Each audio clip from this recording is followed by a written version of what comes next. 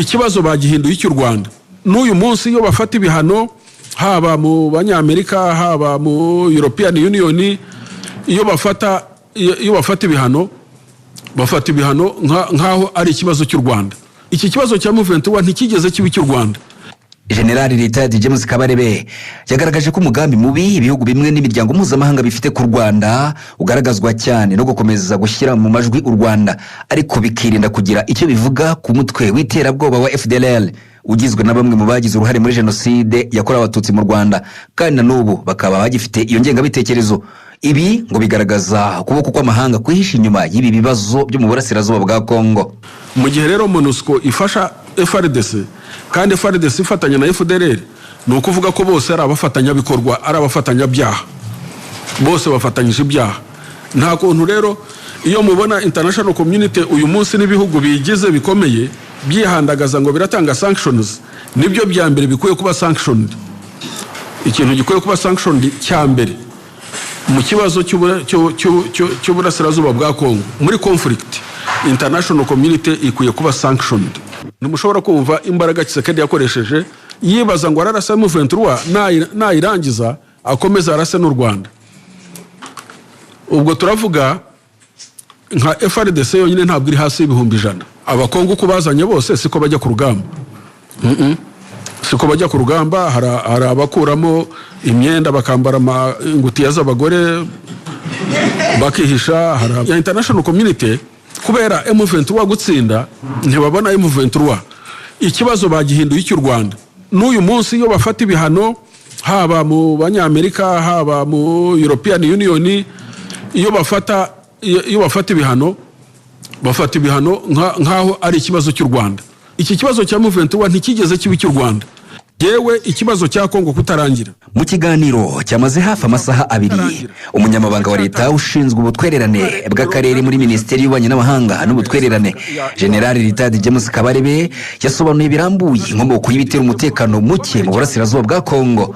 Muri ibyo harimo n'ubuyobozi bw'iki gihugu bwakomeje kwirengagiza nkana umuzi w'iki kibazo. General Retired James Kabarebe yasobanuriye abahagarariye imitwe ya politike yemewe mu Rwanda ku guhera mu mwaka wa 1996 hakomeje kugaragara umugambi uhuriweho wo guhungabanya umutekano w'u Rwanda. Umuyobozi witwa Laurent Désiré Kabila u Rwanda rwarafashije kujya ku butegetsi yararuhindutse, ahubwo noneho we azana ubukana mu gufasha intambara y'igicengezi. Iyo ntambara yazanyemo ibihugu byinshi byo muri Afurika muri aka karere dutuyemo bajya ku ruhande rwa Kabila rwa Kongo. Haje Zimbabwe, haje Angola, haje Namibia, haje Chad, haje Sudan. Bose bajya ku CNDD-FDD, ariri ya mbere ariri ya kabiri nizo za Maimai, byose bijya ku ruhande rwa Kabila. Intego yabo ntabwo yari itandukanye n'intego abuyu munsi bitwa SAMIDRC na Tshisekedi bari bafite. 98 intego z'iyo coalition yose navuze yarimo ibyo bihugu byose. Intego yayo kwari kuvuga ngo intambara barayisubizaho yatangiriye, ubwo ngo ni mu Rwanda, bagomba kwirangiriza mu Rwanda. So murabona ko byose bigenda bisa, ni imyaka gusa ariko ikibazo ni kimwe, ntabwo gihinduka. Kuva muri 2021 ubwo M23 yuburiraga imirwano ibonagana nibwo Kongo yatangiye kwikoma u Rwanda rudafite aho ruhuriye naho intambara yatangiriye. General Retired James Kabarebe asobanura ko imbaraga aba barwanyi bafite kugeza ubu zidakwiye kwegekwa ku Rwanda. Ntimushobora kumva imbaraga Tshisekedi yakoresheje yibaza ngo ararasa M23 nayirangiza akomeza arase n'u Rwanda. Ubwo turavuga nka FARDC yonyine ntabwo iri hasi y'ibihumbi 100. Abakongo kubazanye bose siko bajya ku rugamba.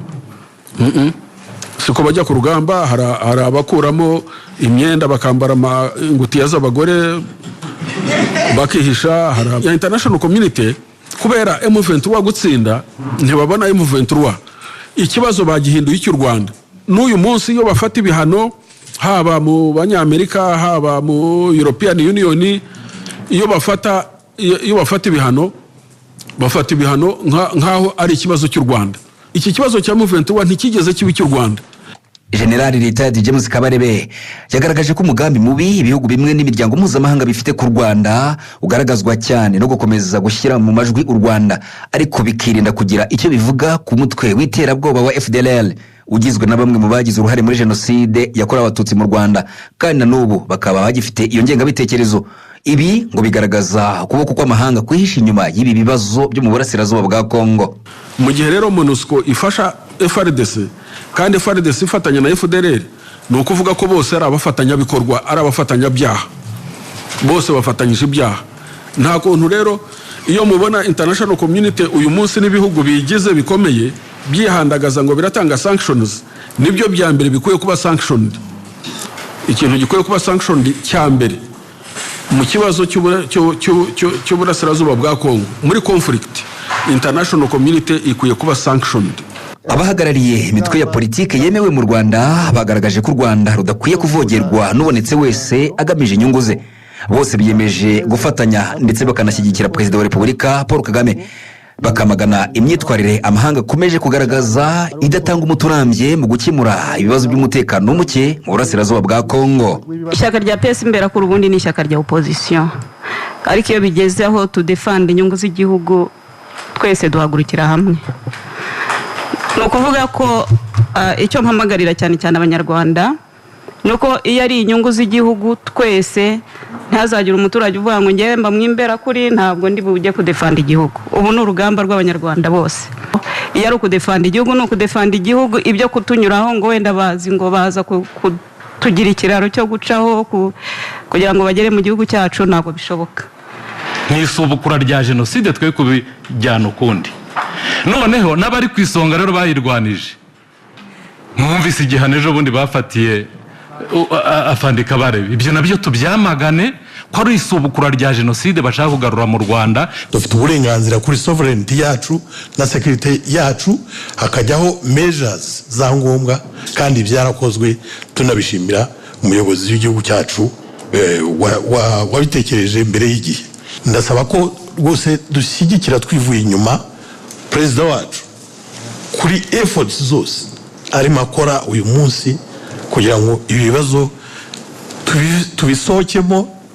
Hashingiwe ku bitekerezo byatangiwe muri ibi biganiro, abagize ihuriro nyunguranabitekerezo ry'imitwe ya politike yemewe mu Rwanda biyemeje gusohora raporo ikubiyemo imyanzuro yamagana imyitwarire y'amahanga ku Rwanda ndetse n'uburyo adashaka ko ikibazo cy'umutekano muke mu burasirazuba bwa Kongo cyakemuka hifashishijwe imyanzuro y'imiryango ya Afurika harimo wa SADC, EAC ndetse na Afurika yunze ubumwe. Ntimushobora kumva imbaraga Tshisekedi yakoresheje yibaza ngo ararasa M23 nayirangiza akomeza arase n'u Rwanda. Ubwo turavuga nka FARDC yonyine ntabwo iri hasi y'ibihumbi 100. Abakongo kubazanye bose siko bajya ku rugamba. Siko bajya ku rugamba. Hari abakuramo imyenda bakambara ingutiya z'abagore bakihisha. Hari international community kubera M23 gutsinda ntibabona M23. Ikibazo bagihinduye cy'u Rwanda. N'uyu munsi iyo bafata ibihano, haba mu banyamerika haba mu European Union, iyo bafata ibihano nkaho ari ikibazo cy'u Rwanda. Iki kibazo cya M23 ntikigeze kibi cy'u Rwanda. Ikibazo bagihinduye cy'u Rwanda. N'uyu munsi iyo bafata ibihano, haba mu banyamerika haba mu European Union, iyo bafata ibihano nkaho ari ikibazo cy'u Rwanda. Iki kibazo cya M23 ntikigeze kibi cy'u Rwanda. General Retired James Kabarebe yagaragaje ko umugambi mubi ibihugu bimwe n'imiryango mpuzamahanga bifite ku Rwanda ugaragazwa cyane no gukomeza gushyira mu majwi u Rwanda, ariko bikirinda kugira icyo bivuga ku mutwe w'iterabwoba wa FDLR ugizwe na bamwe mu bagize uruhare muri jenoside yakorewe abatutsi mu Rwanda, kandi na n'ubu bakaba bagifite iyo ngengabitekerezo. Ibi ngo bigaragaza ukuboko kw'amahanga kwihisha inyuma y'ibi bibazo byo mu burasirazuba bwa Kongo. Mu gihe rero MONUSCO ifasha FARDC kandi FARDC ifatanya na FDLR, ni ukuvuga ko bose ari abafatanyabikorwa, ari abafatanyabyaha, bose bafatanyije ibyaha. Nta kuntu rero iyo mubona international community uyu munsi n'ibihugu bigize bikomeye byihandagaza ngo biratanga sanctions, nibyo bya mbere bikuye kuba sanctioned. Ikintu gikuye kuba sanctioned cya mbere mu kibazo cy'uburasirazuba bwa Kongo muri conflict international community ikwiye kuba sanctioned